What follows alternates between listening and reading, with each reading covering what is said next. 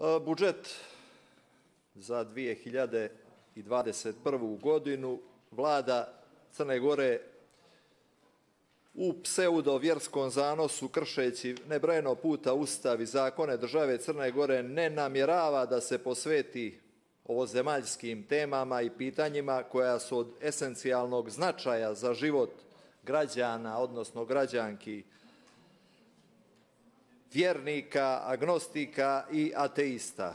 Umjesto budžetom, Vlada se bavi, kako bi rekli junaci Alan Forda, kopanjem rude i gubljenjem vremena. Da se u nekom slučaju uključite u svoj posao, tada bi nam bili obavezni dati odgovore na neka pitanja. Najvažnija, što će biti sa započetim ili za ovu godinu planiranim kapitalnim investicijama u Crnoj Gori. Svjedoci smo da je u prethodnom periodu otpočeo veliki investicioni ciklus koji je pored putne infrastrukture bio fokusiran i na oživljavanje sjevera države i kroz nekoliko velikih projekata otvarao je mogućnosti zapošljavanja ljudi iz tog dijela Crne Gore. Što će Vlada uraditi sa kapitalnim projektima na području glavnog grada Podgorice, od kojih su neki od krucijalnog značaja za život i rad stanovnika Podgorice, ali isto tako i započetim projektima na području prijestolnice Cetinja i primorskih opština. Što se tiče samog budžeta za 2021. godinu, usvajamo planirani budžet kad treba da krene procedura usvajanja budžeta za 2022. godinu. To je najvažniji godišnji državni akt planiran u ovom iznosu od 2 milijarde 455 miliona eura, a nedostajuća sredstva su 575 miliona, a već se zadužili 750 miliona, sa kamatama za godinu dana 1,5 milijardu eura. Cjelokupni dug u istoriji Crne Gore je oko 3 milijarde eura. Znamo da nam je Ustavni sud blokiran, ne reaguje.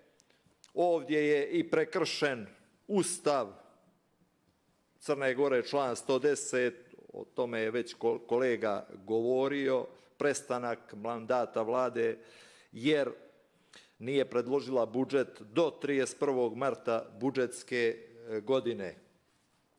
Ustav je prekršen mnogo puta u ovih 8 mjeseci nove Vlade, kako je na dijelu prodaja Crne Gore, duhovna, kulturna. Zadržat ću se na ekonomskoj i činjenici da je većina elektronskih medija sa nacionalnom pokrivenošću, kako bi se preoblikovala nacionalna svijest Crnogoraca, Crnogorki svih vjera i nacija, kupljena od strane Beograda. Da je Beogradska patrijaršija preuzela gotovo sve poluge vlasti u Crnoj Gori, da je, na primjer, sa iste strane nedavno kupljen veliki dio najznačajnijeg turističkog resursa Crne Gore, HTP Budvanska rivijera, da se vode pregovori o prodaji crnogorskih najznačajnijih kompanija, Elektroprivrede Crne Gore, Luke Bar, Željeznice, Aerodroma Podgorica i Tivat i tako dalje. Interesuje me zašto na prihodnoj strani budžeta nema tih planiranih sredstava, ili mislite da se te prodaje neće realizovati u ovoj budžetskoj godini. Navešću neke primjere iz kapitalnog budžeta da su neka područja Crne Gore potpuno zapostavljena, a recimo Zakon o prijestolnici Cetinju se ne poštuje. Kotor, bez davno planirane zaobilaznice, glavni projekat napravljen 2011. godine, potpuno blokiran grad kad kad se normalizuje život, a vjerujemo da će se normalizovati život, znate i sami da Kotor dođe 1.000.000 stanovnika, 1.000.000 turista otprilike na nivou godine, uglavnom morskim putem kruzera. Dalje, najveće usko saobraćajno grlo u Crnoj Gori, magistralni put Tivat-Kotor prema Jazu, Budvi. Planirano je po 2 miliona eura u 2021., 2022. i 2023. godini. Radi se o 16 kilometara, procijenjena vrijednost radova je 32 miliona eura. Po ovoj dinamici to bi se završilo za 16 godina, bi se taj put rekonstruisao. Najfrekventniji put u Crnoj Gori. Rekonstrukcija puta Cetinje-Čevo-Nikšić, takozvana Katunska magistrala, radi se o 23 kilometra, a investicije od 33 miliona eura, nije jasno koja je to dinamika izvođenja radova. Potpuno zbunjujuće unapređenje turističke ponude. Dakle, u turističkoj državi praktično nema sredstava za unapređenje turističke ponude, čini mi se samo rekonstrukcija kanli kule u Herceg-Novom. I to po nekih 185.000 u sljedećih 3 godine. Rekao sam, razvojni projekti prijestolnice Cetinje, planirano 3,8 miliona eura u 2021. godini, a samo po zakonu o prijestolnici, dakle pripada je 1% tekućeg budžeta, trebalo bi da su sredstva planirana u iznosu od 9,3 miliona eura za ovu godinu. Izgradnja lokalne infrastrukture, tu ću se samo osvrnuti recimo na put kroz Gornji Grbalj, opština Kotor, od Stare Fortece do Lastve Grbaljske. Taj put je u katastrofalnom stanju, planirano je 115.000 eura da se započne ta rekonstrukcija, tako stoji u budžetu, a stoji, dakle tu ima puno tehničkih i štamparskih grešaka, tu stoji da je investicija vrijedna 600 miliona eura. Potpuno pogrešne cifre u ovom programu. Podsjetit ću na veliku obavezu Crne Gore da napravi, dakle to je u procesu pridruživanja sa Evropskom unijom, da napravi sanitarne deponije kojih imali zakonsku obavezu izgradnje, to se ovdje praktično niđe i ne pominje.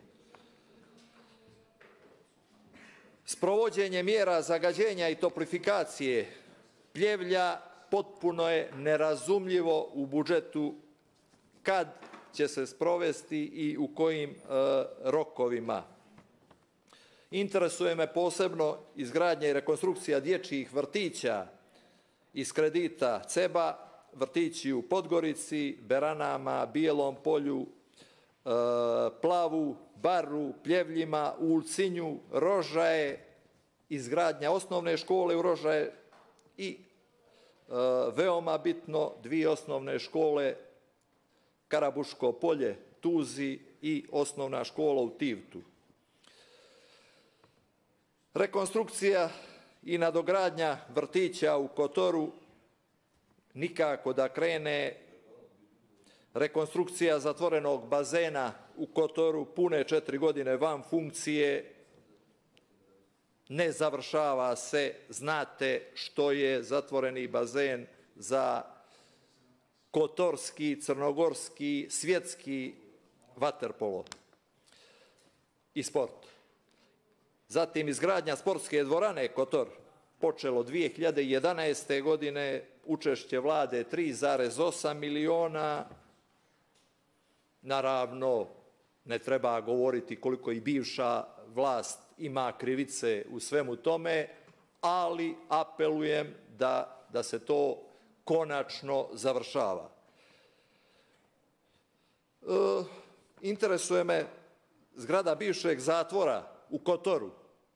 To moram stvarno pohvaliti, završena je upravo ta rekonstrukcija, izvrsno urađeno, namjena koja je, načuo sam da je to bilo neke kreativne radionice, ali u svakom slučaju volio bih da čujem o tome. Rekonstrukcija bolnice Vasor Ćuković u Risnu, opština Kotor, i bivšeg doma kulture u Risan. Jedno ima, drugo nema. Sad ću i završiti sa ovim. Koristim priliku da građanima Crne Gore čestitam 21. maj, Dan nezavisnosti, i jubilej 15 godina obnove državnosti, iako u ovom trenutku zbog cjelokupne političke situacije u kojoj se nalazimo ne izgleda realno da će Crna Gora kao nezavisna i suverena država doživjeti 16. rođendan. Podsjećam da je Tvrdorah voćka čudnovata, ne slomi ga, al zube polomi, to je naša Crna Gora. Preživjeli smo mnoge teške periode, preživjet ćemo i ovo. Podsjećam da će prekosutra 21. maj, povodom velikog jubileja 15 godina obnove nezavisnosti, biti organizovana velika proslava na našoj svetoj planini Lovćenu. Pozivam sve patriote da uz poštovanje epidemioloških mjera dostojno proslavimo taj veliki jubilej. Zahvaljujem.